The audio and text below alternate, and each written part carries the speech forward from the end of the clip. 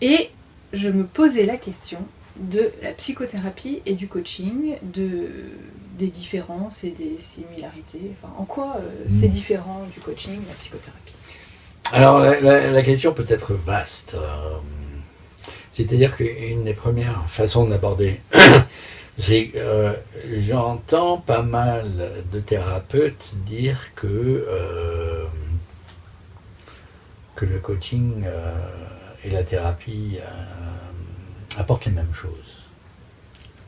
Les mêmes choses? Oui. Et souvent, c'est des thérapeutes qui se disent coach. Ah, d'accord. Autrement dit, quand un thérapeute veut se positionner sur le marché du coaching, il considère qu'il est déjà formé. Comme s'il y avait une forme d'équivalence. D'accord. Or, si on disait, ok, il y a une forme d'équivalence, donc le coaching c'est la même chose que la thérapie, donc tous les coachs sont thérapeutes, là les thérapeutes vont dire non, c'est pas pareil. Autrement dit, il y a une vision que le coaching est un genre de sous-produit qui pourrait s'insérer dans la thérapie, mais pas le contraire. Il y a comme une position disqualifiante du coaching par le monde de la thérapie, sachant que la plupart des personnes qui ont cette position ne sont pas vraiment formées au coaching, n'ont pas passé d'examen de l'International Coach Federation, se sont auto-certifiés, ou ont été dans des écoles où les formateurs se sont auto-certifiés.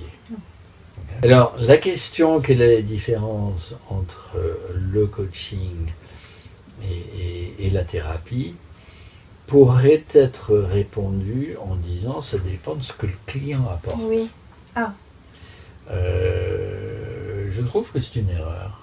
Oui. Parce que, en tout cas pour le coach, ce qu'apporte le client n'est pas le plus important. Ce qui est le plus important, c'est ce que je fais avec le client. Donc si avec ce client, je me comporte en coach et je l'accompagne en tant que coach, il n'y a pas de sujet qui soit hors coaching puisque je vais accompagner n'importe quel sujet en coaching. Le coach n'accompagne pas le sujet, il accompagne les personnes. Enfin, le sujet, c'est la personne. Quelle que soit la préoccupation de la personne, que ce soit, d'ailleurs, on va parler de life coaching, de coaching spirituel, de coaching, que sais-je, tout ça, c'est pas très important. Il n'y a pas de grande différence puisqu'on accompagne des personnes et les personnes sont spirituelles, ont une vie et sont des professionnels. Donc, on accompagne les personnes. Alors la seule question en fait qui ferait en sorte, à mon avis, qu'un coach refuse d'accompagner un client en disant ce que tu veux travailler est de l'ordre thérapeutique, c'est que le coach se sente incompétent tout d'un coup à accompagner le client en tant que personne parce que lui-même n'est pas à l'aise avec le sujet du client. Ce serait aussi juste presque de dire, tiens, je ne me sens pas à l'aise avec le sujet que tu apportes, je te propose de travailler avec un autre coach. Mais il y a des coachs qui, face à certains sujets apportés par un client, par exemple, je sais pas, un sujet existentiel, ou un sujet de couple, ou un sujet de n'importe quoi, pourrait dire, oh non, ça c'est pas un sujet de coaching. Un burn-out. Un burn-out, c'est pas un sujet de coaching. Alors, c'est possible, si je me sens incompétent pour accompagner la personne en tant que coach. Alors, il y a quand même des sujets où il vaut mieux avoir un expert à côté. Par exemple, si un client vient me dire je veux perdre 25 kilos en 3 mois, je vais quand même lui demander, ok, je t'accompagne si tu veux, mais est-ce que tu es suivi par un médecin? Parce que ce changement corporel radical peut avoir des conséquences et il vaut mieux être accompagné par un médecin aussi. Si un client vient en disant j'ai une maladie quand même assez importante, je trouve que j'y suis pour quelque chose, est-ce que tu peux m'accompagner en tant que coach?